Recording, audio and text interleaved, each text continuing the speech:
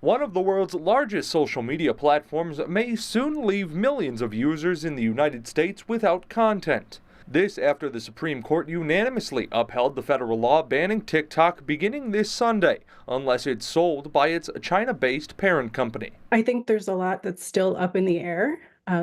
People are not sure if this is a final decision as far as what's going to happen to TikTok in the US.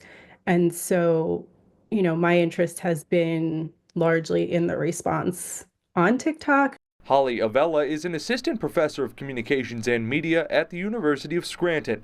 She says the looming ban has created more problems that were not or were rarely talked about before. What I'm seeing is that there's a lot of concern about loss of income for a lot of people on the platform, a lot of creators. I think it's also brought several issues to the fore as far as data privacy and security, propaganda, and how social media works in general. And so I'm seeing a lot of discussion about this in spaces where it wasn't necessarily happening before.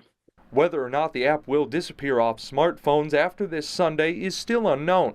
But Avella says whatever happens, the social media landscape will be changed for good. Absolutely, I'm interested to see what those impacts are and, how these discussions around, well, how do social media companies operate in general and what do they do with our data and why? And so how do they make money? And again, like these are things we talk about all the time in my field, but not necessarily the discussions that are every day on social media. And today they are.